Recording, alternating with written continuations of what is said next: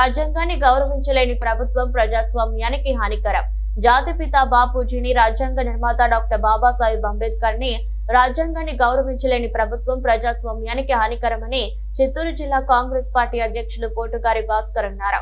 రాష్ట్ర కాంగ్రెస్ పార్టీ అధ్యక్షురాలు వైఎస్ షర్మిల ఆదేశాల ప్రకారం చంద్రగిరి పట్టణంలోని టవర్ క్లాక్ వద్ద ఉన్న బిఆర్ అంబేద్కర్ విగ్రహం ముందు జై బాపూజీ, జై బాబాసాహెబ్, జై సంవిధాన్ కార్యక్రమాన్ని నిర్వహించారు. ఎన్డీఏ ప్రభుత్వాలకు వ్యతిరేకంగా నినాదాలు చేశారు.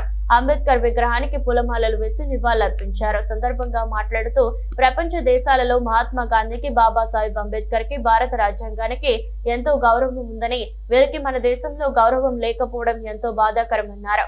కాంగ్రెస్ పార్టీ ఎంతో మంది మహాభావులను త్యాగాలు చేయటంతో మన దేశానికి స్వతంత్రం వచ్చిందని గుర్తు చేశారు.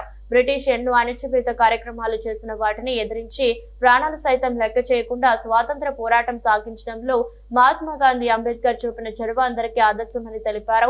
పలు దేశాలలో మహాత్మా గాంధీకి, బాబాసాహెబ్ అంబేద్కర్ విగ్రహాలు ఏర్పాటు చేసి సంస్మరించుతున్నట్లు చెప్పారు. చంద్రగిరి నియోజకవర్గం ఇన్ఛార్జ్ ఐరాల లోకేష్ రెడ్డి మాట్లాడుతూ స్వతంత్ర భారతదేశంలో పాలన అందించడానికి కావాల్సిన మార్గదర్శకాలను బాబాసాహెబ్ అంబేద్కర్ ఆధ్వర్యంలో రాజ్యాంగం లిఖించబడిందని, అలాంటి అంబేద్కర్ ని అవమానించడం హేయమైన చర్య అని తెలిపారు. మేము ఈ రోజు ఈ కార్యక్రమం నిర్వహించడం జరిగింది.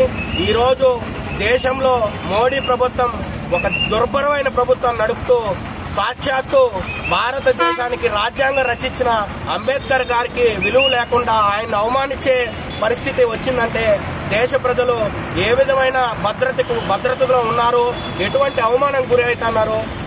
దళిత వర్గాలు, అదేవిధంగా చిన్న అట్టడుగు వర్గాలకి హక్కులను సాధించిన పెట్టిన వ్యక్తి డాక్టర్ అంబేద్కర్ గారికి ఈ గతి పట్టిందంటే భారతదేశం ఏ విధంగా ముందుకు నడుపుతున్నారు ఈ బీజేపీ ప్రభుత్వం అని చెప్పి మేము కాంగ్రెస్ పార్టీ తరఫున దీన్ని తీవ్రంగా ఖండిస్తూ ఈ రోజు ఈ కార్యక్రమానికి ముఖ్య అతిథిగా ఆహ్వానించి మా భాస్కర్ గారు, మా చిత్తూరు జిల్లా అధ్యక్షులు పోటుగారి భాస్కర్ గారు ఈ కార్యక్రమాన్ని ఉద్దేశించి మాట్లాడతారు.